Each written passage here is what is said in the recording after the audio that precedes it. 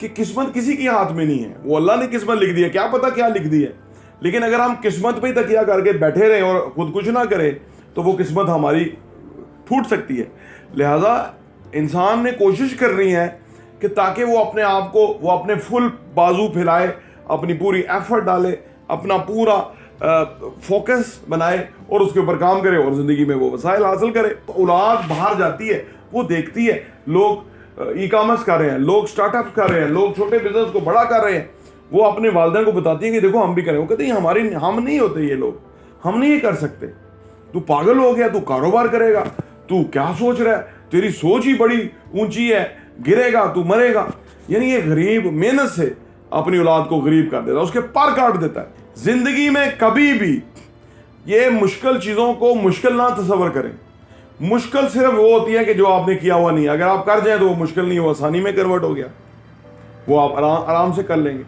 लेकिन अगर आप चीज़ों को मुश्किल बनाएंगे तो वो बच्चों के लिए तो बहुत मुश्किल बन जाएंगी।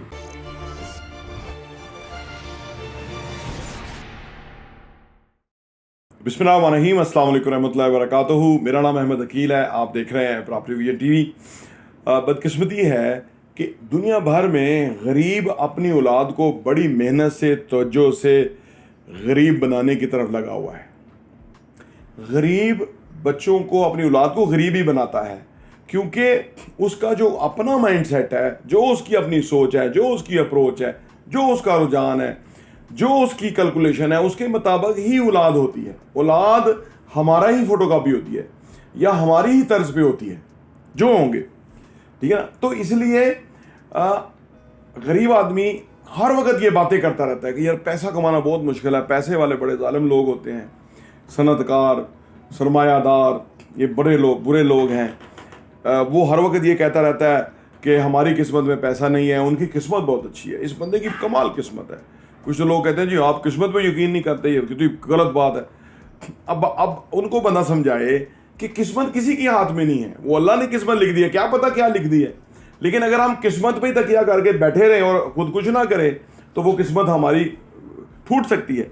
लिहाजा इंसान ने कोशिश करनी है कि ताकि वो अपने आप को, वो अपने फुल बाजू फैलाए, अपनी पूरी एफर्ट डाले, अपना पूरा फोकस बनाए और उसके ऊपर काम करे और ज़िंदगी में वो वसाइल हासिल करे, आमदनी कमाए, मुनाफा कमाए, इन्वेस्ट करे, ये सारी चीज़ें। लेकिन ये जो गरीब माइंडसेट वाले गरीब वालिदैन हैं, वो औलाद को ये नहीं सिखाते। वो सिखाते हैं कोई नौकरी ले लो जहाँ से हमें हर महीने इतने पैसे आ जाएं, ये किराया है, ये खर्चा है, ये राशन है, बस इतना आ जाए बहुत है। वो इसको एक अचीवमेंट समझते हैं, वो इसको एक बहुत बड़ी चीज़ समझते हैं, वो इसको वो बहुत बड़ा एक स्केप चार्ट समझते हैं कि हमने ये कर लिया तो हम बेहतरीन है। ऐसा नहीं है, यही उनके पल्ले पड़ जाता है, यही उनके लिए ज़िंदगी भर का रोना रोग बन जाता है। पैसे की कमी तो कहीं नहीं है, पैसा तो दिमाग से आता है, पैसा तो इंतज़ाम से आता है, पैसा कैलकुलेशन से आता है, पैसा फुटवर्क से आता है, पैसा आपकी जमा तफरीक पे आता है, पैसा आपके ईमानदार होने पे आता है, बाशऊर होने पे आता है, पैसा आता है आपका विजन बड़ा हो, सोच बड़ी हो, मैं ये करूँगा ही करूँगा। जब आपकी सोचती है मैं ये करूँगा तो आपकी पूरा यूनिवर्स का एक सिस्टम है, पूरी कायनात उस चीज़ के लिए आपको सपोर्ट करना शुरू कर देती है कि ये बंदा ये करना चाहता है, क्योंकि इंसान अशरफुल मखलूक़ात है, इंसान अल्लाह की फाइनेस्ट क्रिएशन है, तो वो सारी चीज़ें उसको सपोर्ट बैक करना शुरू कर देती हैं। अब यहाँ मसला ये आता है कि वो गरीब अपनी औलाद को गरीब बनाता है। हालांकि वो औलाद बाहर जाती है, वो देखती है लोग ई कॉमर्स कर रहे हैं, लोग स्टार्टअप कर रहे हैं, लोग छोटे बिजनेस को बड़ा कर रहे हैं, वो अपने वालिदैन को बताती है कि देखो हम भी करें। वो कहते हैं हम नहीं होते ये लोग, हम नहीं ये कर सकते, तू पागल हो गया, तू कारोबार करेगा, तू क्या सोच रहा है, तेरी सोच ही बड़ी ऊंची है, गिरेगा तू मरेगा। यानी ये गरीब मेहनत से अपनी औलाद को गरीब कर देता है, उसके पर काट देता है। वो कहता है तुम्हें मैं काउंसलर क्या लेके जाता हूँ, वो तुम्हें नौकरी पे लगा देगा, मैं MNA MPA क्या लेके जाता हूँ, वो तुम्हें नौकरी पे लगा देगा, मैं किसी फौजी अफसर के लेके जाता हूँ, वो तुम्हें फौज में सिपाही भर्ती करा देगा, पक्का रोजगार रहेगा, यानी गवर्नमेंट नौकरी मिल जाएगी, पक्का पेंशनेबल है। यानी गरीब इसी हरकतों, सोचों, वजूहात की बिना पे वो जो है ना अपनी औलादों को गरीब रख लेते हैं, अपना मुस्तकबिल कंप्रोमाइज कर लेते हैं बड़ी मेहनत से। देखिए, काम करने में भी मेहनत है और ना करने में भी मेहनत है। काम करने में मेहनत है कि हमने जो काम है वो कर लें, ना करने में मेहनत है कि हमने बहाने बनाने हैं, जो बहाने हमें बनाने हैं वो हमने ढूंढने हैं, दिमाग लड़ाना है, वो बहाने ढूंढ के हमने वो सामने बताने, तो वो भी तो काम है। एक काम के जिसका रिवार्ड है, फायदा है, बेनिफिट है, एक काम के जिसका रिवार्ड कोई नहीं, फायदा कोई नहीं, बेनिफिट कोई नहीं। तो ये काम हम गरीब कर रहे हैं अपने औलाद के लिए और ख़ुद के लिए। यही उसका तर्ज अमल है, यही उसकी सोच है, यही वो बन के रह जाता है। हमेशा एक बात याद रखें, आप अपनी सोचों को अपग्रेड करें, आप अपनी लेवल पे काम करें, मुश्किलात को हैंडल करना शुरू करें, दिलेर बने, बाहिम्मत बने, बोल्ड एनफ बने, ठीक है ना, डेडिकेटेड होकर काम करें, हार्ड वर्क करें।